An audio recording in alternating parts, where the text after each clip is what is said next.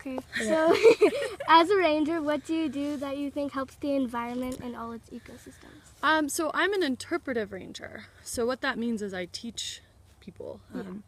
I guide programs, I guide hikes. One of my most important things, I think, is education. So there's kind of dueling philosophies. Of course, part of the reason we have park rangers is to protect the environment. And one of the best ways we can do that is to educate people about it. So I think the most important thing I do is school programs with kids in the ages of like 6 to 12. Oh, well, okay. What would you say to help someone get a sense of connection to the environment? Yeah, it's oftentimes the resource, so that's kind of park ranger talk for whatever it is you're protecting, be it an old building or a beautiful natural park, whatever the case may be, really speaks for itself. So you want to go out and introduce people to these things and show them, you know, some of the facets of it that make it important, right?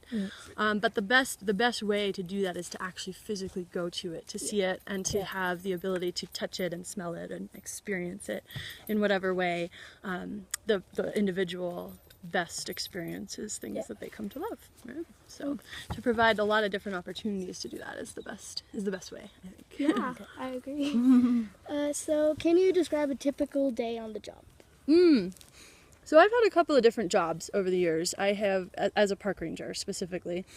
There was one, so my current job right now, which I'm sure you're asking about, I'm the park interpreter here at the Idyllwild Nature Center. So some days I will have a school group, so I'll come in, I'll do the paperwork that needs to get done in order to keep the doors open, you know, that kind of thing. And then I will greet a busload of kids, and we will come in, and first we oftentimes will do like a craft or some sort of take-home activity that they can do and take with them so they'll remember the place.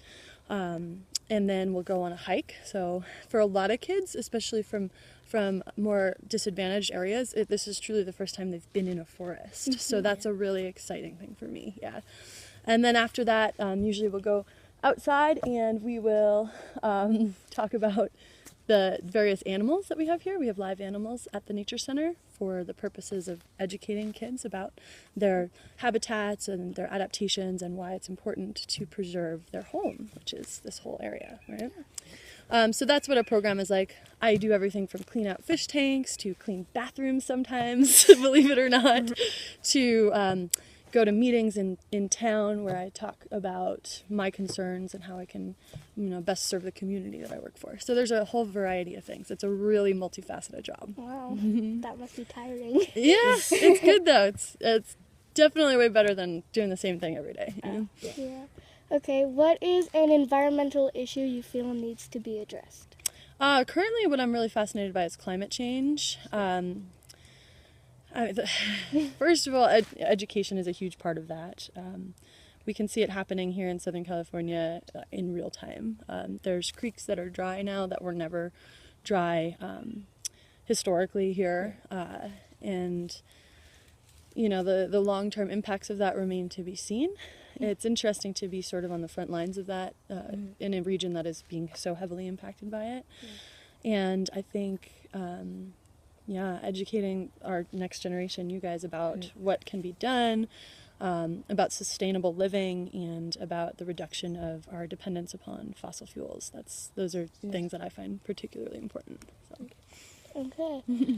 What would you recommend becoming a ranger as a career? Why or why not? I would. Yeah, it's a really fun job. If you like the natural world, if you like working with people, and you like...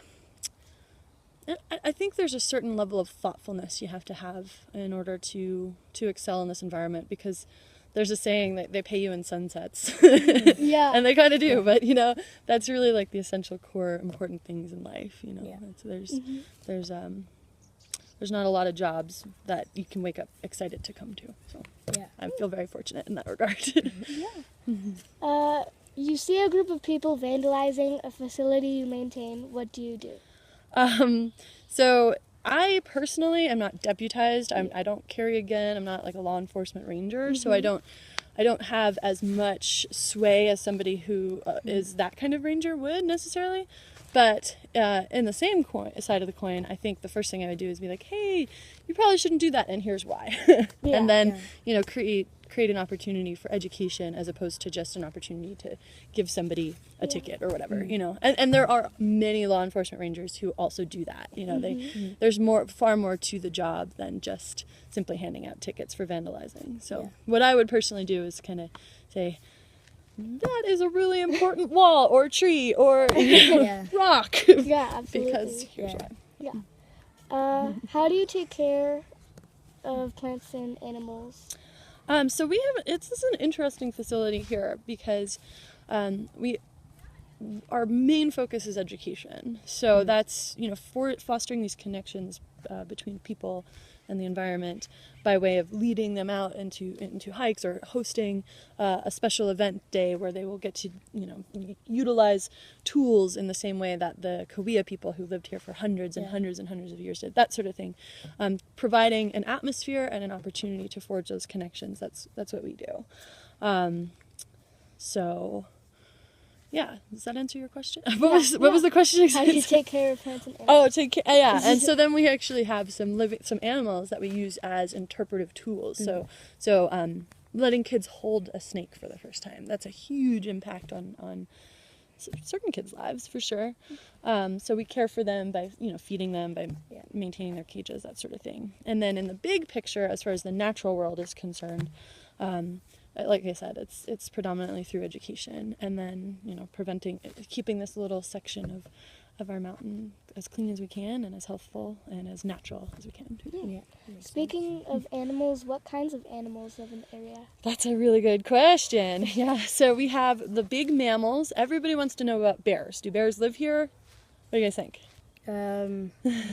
Probably not. Probably not. Yeah, you're actually right. Yeah, so if you look at they should live here, and historically there were big populations of black bears here. But if you look at the geography today, we're kind of a mountain island. So we have these look around, it's an amazing forest, but it's surrounded by desert on all sides. And so there is an established population of bears over in Big Bear Mountain region, but there's no real direct route for them to get across. So there are a few that do make it, but they haven't really established a population here in a long time.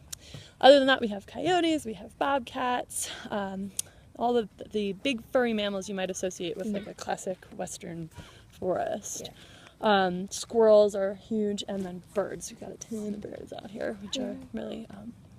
we actually just did our Christmas bird count and got 70-something different species. So that's cool. It's a huge deal, especially in the middle of December. So.